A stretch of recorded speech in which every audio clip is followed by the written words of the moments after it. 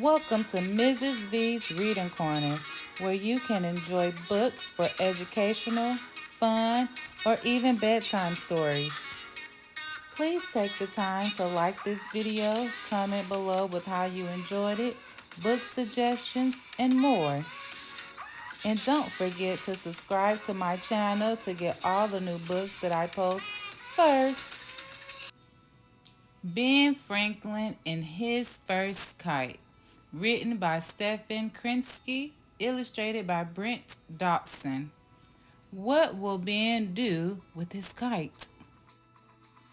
10-year-old Benjamin Franklin was hard at work in his father's candle shop. He was cutting wicks.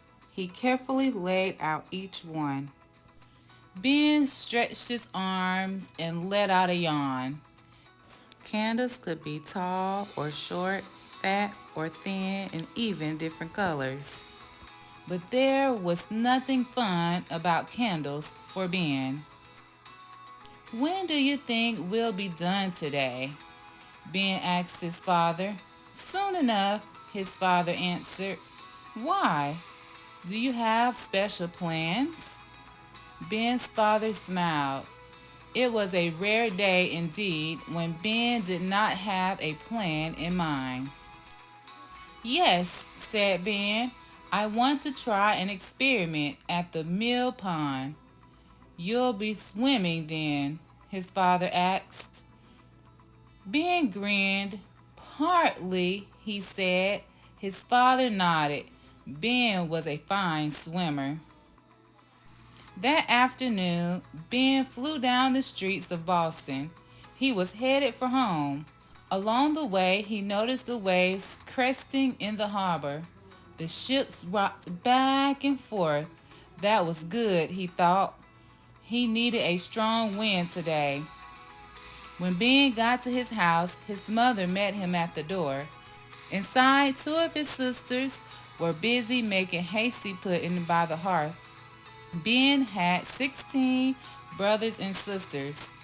Ben, his mother said, why are you in such a hurry? Ben told her about his plans. Since your father approves, I won't keep you, said his mother. Just be back for supper.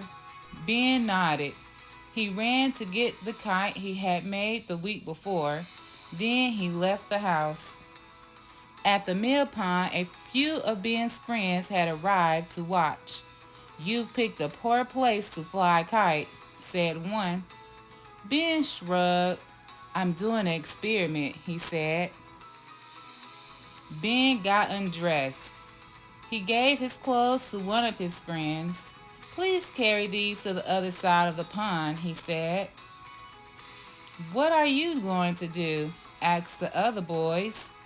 Carry the kite while you swim? No, said Ben. The kite is going to carry me. But that kite is nothing special. It's just paper, sticks, and strings, said one boy. That's true, Ben said. But you see, the kite isn't the invention. The invention is what I'm going to do with it. Ben raised the kite in the air.